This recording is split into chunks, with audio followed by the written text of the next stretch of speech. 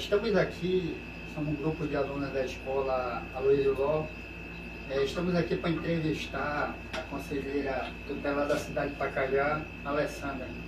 Ela que vem desenvolvendo um trabalho com a equipe dela aqui na cidade de Pacajá. E o tema que vai ser abordado é justamente sobre um tema que ele é um tema delicado, que se trata de crianças, adolescentes, sobre violência doméstica. Estou aqui com meus colegas de escola, que é o Igor, o Anderson e a Alessandra, que vai ser entrevistada, e eu, Manuel, que vou entrevistar ela. E esses temas vão ser abordados aqui. A primeira pergunta que eu faço para a Alessandra é: por que acontece a violência contra crianças e adolescentes? Eu acredito que o porquê de acontecer as violências é por conta da disfunção social mesmo. Quando nós vamos acompanhar, pelo menos nosso trabalho em si do Conselho Tutelar, quando a gente vai acompanhar essas famílias que sofrem violência, as crianças que sofrem violência, é porque a família está em vulnerabilidade. Ela não tem conhecimento nem como acessar as políticas públicas. Então, quando nós vamos avaliar, acompanhar essa família, o porquê das violências acontecerem relacionadas às crianças, está mais aí para a questão social, por conta, né, de toda a falta de conhecimento, ou até de alguns pais replicarem exatamente o que eles viveram. Então isso acaba sendo ali, não que seja a resposta desse porquê, mas é por aí, por esse fio que vai essa questão das violências que as crianças sofrem. Alessandra, a gente sabe que a violência ela tem aumentado muito. E qual os fatores determinantes para o aumento dessa violência? Principalmente no Brasil e aqui na cidade de Pacajá. É igual eu falei antes, é a questão do aumento da violência. Esse ano de 2024, nós não, as violências deu uma amenizada no nosso município em relação à criança e adolescente, pelo menos o que nós temos acompanhado até aqui. O ano passado teve um pouquinho mais intenso. Talvez as palestras, o acompanhamento, todas as campanhas que acontecem para trabalhar essa prevenção tenham ajudado. Eu acredito que seja isso que tenha ajudado. Eu quero acreditar. Eu não quero acreditar que seja porque as pessoas não querem denunciar. Eu quero acreditar que tem surtido efeito o trabalho de toda a equipe da cidade que trabalha nesse sentido da prevenção, de acompanhar essas famílias. Eu acredito, quero muito acreditar que seja esse o fator de não ter um número maior esse ano. Porque em 2023 o nosso número foi um pouquinho alto. Alessandra, e quais são as principais causas de violência infantil? Igual eu disse lá no comecinho, as principais causas é a vulnerabilidade social, infelizmente. Quanto menos conhecimento a família tem, quanto menos ela é instruída, quanto menos ela tem, mais acontece violência. Por exemplo, uma criança, quando ela vai trabalhar cedo porque a família não tem condição social e às vezes nem conhecimento de como acessar os programas do governo, para que ela tenha acesso, de como ela vai ter esse entendimento, que a escola, ela tem que ser frequente na escola, que ela tem todos os direitos da saúde, ela tem todos os direitos como prioridade absoluta. Mas se essa família não tem conhecimento, como que isso vai sanar? Então, nós temos um papel muito importante, nós, que eu digo a toda a sociedade, não só o Conselho Tutelar, mas todo o sistema de garantia de direito, que é levar também esse conhecimento para essas famílias, para acessarem os programas do governo que eles têm direito, para que isso dê uma amenizada nesse número de violação de direito de criança e adolescente. Por que ainda há tanta violência em relação ao trato com as crianças no nosso país? Elas são a parte mais frágil, vamos dizer assim, né? Mais fácil de ser conduzida para fazer o errado, ou para ser aquele objeto de cobaia de alguém, para fazer aquilo que é indevido. Às vezes a má influência ali, né? Porque se a pessoa não tem uma condição social mais acentuada, ela acaba cedendo a muitas situações ali. Se a pessoa dizer uma vez só, por exemplo, na questão de violência sexual, as meninas, se o rapaz, o cara, oferecer R$20, ela acaba ali aceitando, né? Porque, tipo, dá pra me comprar tal coisa pra mim, uma roupa, uma comida. Então, essa questão, ela tá muito, né, pautada pra esse lado, né? Mas a gente sabe que muitas das vezes a ignorância de algumas famílias elas geram muitos transtornos na adolescência, também na juventude. Como prevenir a violência contra a criança? A parte da prevenção, ela é um papel que ele é de todo o sistema de garantia de direito, né? Quem é todo esse sistema? É a educação, é a saúde, é a segurança pública, é o Ministério Público, é o Judiciário, é todos nós cidadãos. Então, levar o conhecimento para essas pessoas, para essas famílias, para essas crianças é muito importante. E um papel muito importante que dá para ser acentuado é lá na educação. Porque as crianças e adolescentes, eles passam metade do dia deles na escola. Então, se eles passam metade do dia deles na escola, e agora que temos duas escolas no município que está no integral, está no modelo de integral, eles vão passar muito mais tempo na escola. Então, lá eles vão ser orientados, eles vão ser conscientizados, eles vão ser ali sujeitos que vão estar recebendo todas as informações para que eles entendam quando é uma violência. Porque às vezes, para algumas crianças, ela nem entende que ela está sendo violentada. Ela não acha que aquilo seja uma violência. Tipo, ela vai trabalhar e deixa de ir para a escola. Ela entende que aquilo é uma construção dela como cidadão, porque ela ainda não sabe separar que é um direito violado dela quando ela deixa de ir para a escola. E por que ela está deixando? Ou quando ela aceita qualquer valor em dinheiro para ter uma relação sexual com uma pessoa mais velha, que tenha recurso financeiro, que às vezes diz que vai bancar a família, que vai dar uma cesta básica, que vai dar tal coisa. Então, se aquela família ela está em vulnerabilidade, se essa criança, esse adolescente, ele não tem esse conhecimento que aquilo ali é uma violência, ele vai fazendo aquilo de uma forma bem natural. A questão da bebida, de ingerir bebida também, que eles acham normal, tipo, meu pai bebe, minha mãe bebe, meu pai fuma, faz tudo isso, então eu também vou fazer. Eu sou esse espelho, eu sou esse modelo. Eles não entendem que é uma violência, né, que está acontecendo. Então, o conhecimento é a chave de tudo. Adriana, a gente sabe que o ECA Alessandra, a gente sabe que o ECA é ele que controla todo esse sistema aí sobre os conselhos tutelares do Brasil. O que o ECA fala sobre a violência infantil? O ECA ele é o norte, né, para todas as diretrizes ali, de como trabalhar a prevenção, de como o Conselho Tutelar atua, quando isso já aconteceu, de como os outros órgãos ele vai acompanhar, monitorar. Então ele dá todo esse norte como prioridade absoluta. Porque se a gente for observar hoje nos dados, bem mais anterior, não tinha todo o acompanhamento quando uma criança sofre violência, acompanhamento psicológico, para sanar aquilo que aconteceu com ela, para que quando ela tiver adulta, isso não repercutir na vida dela, ela não ser uma adulta doente mentalmente. Então, todas essas diretrizes, e o ECA, ele vem sofrendo alterações, cada dia que passa ele vai aumentando mais uma lei, mais atribuições para o Conselho Tutelar atuar, acompanhar essas crianças que sofrem dessa violência. Então, é o manual do conselheiro, é o ECA. E está sempre ali antenado, né, para ver essas mudanças, para poder fazer a melhor defesa dessa garantia de direito, que é esse o papel do conselho, né? Trabalhar nessa defesa para que todos os direitos sejam garantidos com prioridade absoluta. Que não é fácil garantir essa prioridade absoluta, mas nós não podemos desistir em nenhum momento, né, de trabalhar nesse sentido, de garantir. A gente sabe que o ECA, o Instituto da Criança e do Adolescente, qual a importância do Conselho Tutelar para cada município do Brasil, e a atuação dele é primordial em algumas áreas. O que você tem a dizer sobre o Conselho Tutelar, não só aqui na cidade de Pacajá, mas em todo o Brasil?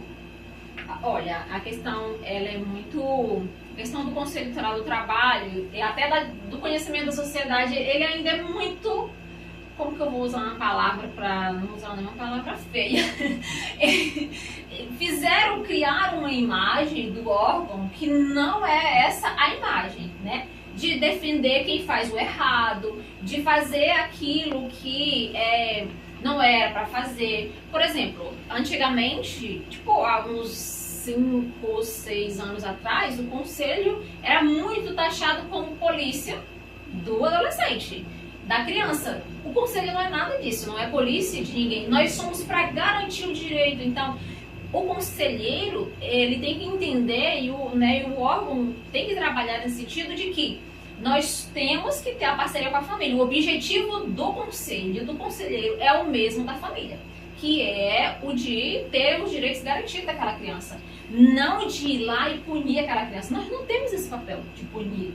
Então, a sociedade, ela espalhou por aí, né, pela cultura, né, de que aconteceu tal coisa com criança, vou entregar para o conselho tutelar. Não quero, não dou mais conta. Ou vou chamar o conselho aqui para te dar um susto. O conselho não dá susto em criança, não é esse o nosso papel. E foi construída essa identidade ao longo, né, de muitos anos. E nós temos trabalhado nesse município, nesse colegiado, para dar uma mudada nessa imagem. Vai ser rápido? Não, não vai ser rápido. Por quê? Porque a sociedade está aculturada, não é só no Pacajá, é no Brasil todo, de que tudo que acontece relacionado à criança é problema do conselho tutelar. E não é. Quem recebeu a demanda, quem recebeu a criança e o adolescente ali com situação de violação de direito, ele é a porta de entrada. Então ele pode fazer todo o papel que compete a ele, aquele órgão, encaminhar para os outros órgãos, porque no nosso município existe um fluxo de atendimento. Inclusive nós temos esse fluxo no Conselho Tutelar, na Secretaria de Educação, na Secretaria de Saúde, no Fórum, no Ministério Público, em todos os órgãos tem esse fluxo. Quando acontecer uma violação de direito, o que eu posso fazer? Aí eu tenho aquele fluxo que dá o norte. Eu preciso encaminhar para o fulano de tal, para o ciclano, para o ciclano. E eu preciso fazer o quê? Comunicar o conselho tutelar. Porque nós precisamos saber que aconteceu aquela violação com aquela criança e que aquela família está sendo acompanhada por aquele órgão. Por exemplo, quando acontece uma violência sexual. Aí a saúde é a primeira a atender essa criança, né? A saúde atendeu a criança. E o que mais precisa fazer? Para onde mais precisa encaminhar? Para a delegacia, para abrir investigação, para o Ministério Público da Ciência, para o Conselho Tutelar, para o CREAS, que faz o atendimento psicológico. Se houver alguma situação agravante, que agravou muito o psicológico dessa menina, ela precisa fazer o quê? Um atendimento no CAPS também, com a psicóloga. Tem toda uma rede aí para acompanhar, né? E aí desaculturar, levar o conhecimento para a sociedade, qual é realmente a função do Conselho Tutelar. É um trabalhinho, mas eu acredito que a gente vai conseguir melhorar um pouquinho essa imagem. Alessandra, a gente fala de políticas públicas, não só na cidade de Pacajá, mas as políticas públicas em si, elas são um mecanismo de defesa sobre algum determinado problema que acontece. No caso da violência que acontece contra crianças e adolescentes, como tu falou no começo da entrevista, e os índices eles aumentaram devido... Qual o fator que aumentou o índice de violência contra criança e adolescente? Não só aqui, mas em todo o Brasil. Eu acredito muito que o fator que faz localmente esse índice é a questão realmente das vulnerabilidades sociais. Né? Se eu tenho uma família que ela vive em vulnerabilidade constante, todas as violações elas estão rodeando ali. Então, por isso que o governo ele precisa e tem trabalhado no investimento para o atendimento da criança ali, da primeira infância, por exemplo. Primeira infância vai até ali os 6 anos, 7 anos de idade. Não tenho certeza ali, eu não estou bem certo da data, né, da primeira infância ali, se até 6 anos, se até 7 anos. Mas investir muito mais ali nas políticas públicas para aquelas crianças ali, para levar esse conhecimento, esse entendimento para as famílias, de como lidar, de como fazer, de como eles podem acessar todos os benefícios do governo e trabalhar cada vez mais para essa melhoria. Porque quanto mais entendimento, quanto mais a família estiver abastecida de tudo aquilo que ela precisa, menos violação vai acontecer. E se a gente for observar a questão dos índices, os lugares que tem menos cultura são os lugares que tem mais violação. Se não tem cultura, tem o que não presta, né? Então, quando tem a cultura, quando tem os programas do governo sendo trabalhado, desenvolvido ali, enfatizado para as crianças e adolescentes, trabalhando o caráter ali, acompanhando tudo certinho no tempo cronológico, essas crianças, o desenvolvimento dessas crianças, é claro que diminui esse número. E Alessandra, a gente olha muito que essas políticas públicas, o Conselho Tutelar, é uma política pública que o governo federal ele criou justamente para poder tentar resolver um problema que vem de muito tempo. O Brasil é um país tropical, né? Democraticamente falando. Antigamente, quando eu me entendi, o pai que trabalhava, provia para minha casa e veio essa visão machista. E hoje a sociedade em si está derrubando. Quando algumas mulheres decidiram sair de casa, trabalhar, ter suas vidas, ter sua particularidade, algumas pessoas com falta de informação, que são as ignorantes que a gente fala, onde a mulher quer ser... Não, a mulher em si, ela tem que ter o seu espaço. O Conselho Tutelar é uma política pública de prevenir e proteger a criança do mal que acontece muitas das vezes dentro da casa. E vocês, como conselheiro, vocês têm feito esse trabalho aqui na cidade de Pacajá, vocês encontram muita resistência nesse sentido? Encontramos resistência sim. E quando você fala de que o conselho ele é uma política pública, o Conselho Tutelar não é uma política pública. Porque nós não trabalhamos com aquela família em si. Nós fazemos o quê? Nós monitoramos o acompanhamento daquela família. Nós não vamos executar nada. Quem executa são os outros órgãos, né? Nós identificamos, por exemplo, que a criança ela está fora da escola. Então, se aquela criança está fora da escola, ela tem um direito educacional negado. E quem vai suprir isso? A educação. Não é o conselho. O que o conselho faz? Requisita para aquela secretaria que aquela criança seja atendida. E muitas vezes não é por falta de vaga nas escolas, não é por falta de espaço, não é isso. Às vezes é a própria família mesmo que não tem necessidade de ir para a escola, então não vai para a escola. Ou alguns adolescentes, igual nós temos um número até alto, em relação a adolescentes que não querem frequentar a escola. Então, é uma questão assim muito do requisitar, o trabalho do conselho, do requisitar para que uma política pública consiga executar esse trabalho com essas crianças ou com os adolescentes. Como que foi o final da pergunta? Me refaça, por favor. Em relação às mulheres, quando você falou em relação às mulheres. A independência da mulher hoje ela está evidente na sociedade. Sim. A mulher em si hoje ela trabalha, ela tem cargo de empresa. É um número pequeno, mas a gente vê que está crescendo cada dia mais. A mulher ingressando em faculdade, a mulher se formando em algumas áreas que antigamente era preenchida só por homens. Uhum. Qual resistência hoje, em alguns casos aí, vamos ter aí nesse sentido aí? Na verdade, tem a questão da resistência da mulher, dessa inserção da mulher, muito, pelo menos na realidade do nosso município não existe muito essa resistência. O que em relação à criança e à mãe que trabalha, né? Porque infelizmente nós temos um número alto de mães solo. O que é as mães solo? Mães sozinhas. Com as crianças ali que elas precisam trabalhar, que elas precisam cuidar das crianças, que elas precisam desenvolver todo o papel. Então, assim, às vezes essa resistência, quando você fala, quando a gente vai conversar, orientar essa mãe, é que ela fala assim, mas eu não tenho outra fonte. O pai dessas crianças não me ajuda em nada, então eu preciso trabalhar, porque às vezes as pessoas denunciam, né, tipo, essa mãe sai e deixa os filhos sozinhos o dia todo. Aí algumas pessoas dizem assim, mas o conselho não deixa trabalhar, não deixa o menino trabalhar, não deixa as mães trabalhar. Não é que o conselho não deixa, é a lei. E quem criou as leis? Os políticos lá em cima. Não foi o conselheiro que criou a lei do Conselho Tutelar. Foi o governo lá, o federal, que criou as leis e elas são para serem cumpridas. O que não pode?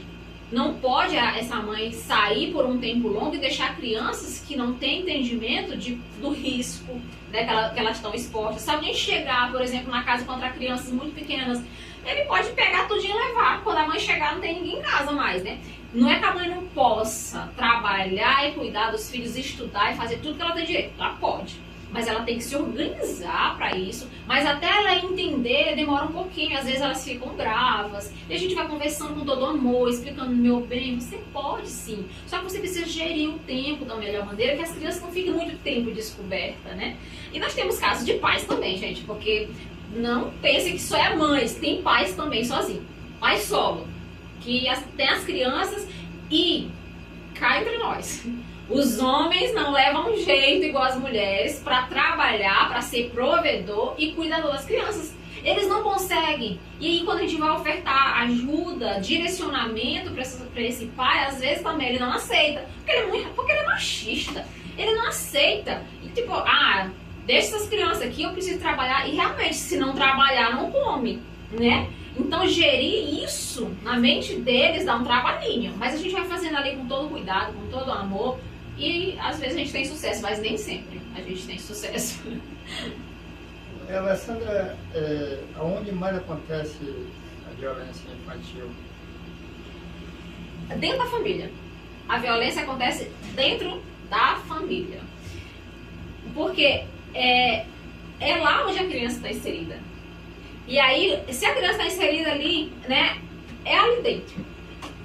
Pelo menos na realidade do nosso município, na questão da violência ou da própria violação. Porque o adolescente e a criança, ele mesmo viola o direito dele também. Quando ele entra em situações que para a lei é crime, para ele é ato infracional.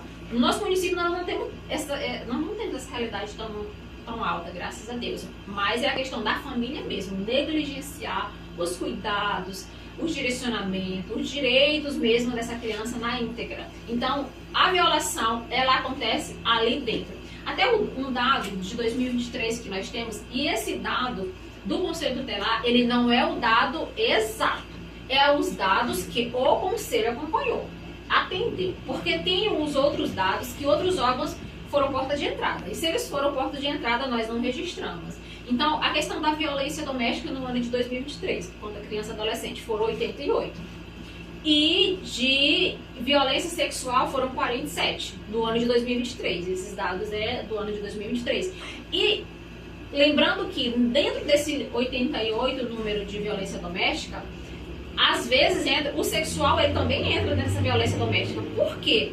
Porque aconteceu lá dentro da família. E a questão da violência sexual, ela acontece, acredito que 95%, 97%, tudo dentro da família. Não é fora, é de um familiar. Às vezes é um padrasto, é um tio, é um primo, é um avô, é o próprio pai, mas é ali dentro da família. Então, o lugar onde acontece mais violação é no seio familiar. Agora vamos falar de um tema que é importante também, vem crescendo. Hoje as informações elas são muito claras. A mídia ela tem divulgado tanto nas redes sociais, em época de carnaval, essa propaganda ela é bastante intensiva sobre o uso de camisinha, e a gente sabe que usa camisinha justamente para se proteger. Por que esse aumento? Gravidez, né? Por que esse aumento na gravidez na adolescência vem aumentando, e por que essa jovem continua com essa situação? Olha, essa questão da gravidez na adolescência, ela, pelo menos nos dados, nos atendimentos do nosso trabalho, né, do Conselho Tutelar, ele não está pautado lá no carnaval. Ele está pautado dentro de uma cultura que acontece no ano todo. A cultura da família de que, minha mãe namorou jovem, minha mãe casou com 13 anos, ninguém nunca falou nada. Era natural, né, para elas. E naquele tempo lá, tinha lei que se aplicasse? Não tinha lei que se aplicasse. Era crime? Não era crime. Não tinha lei que tipificasse como crime. Agora a gente sabe que até 13 anos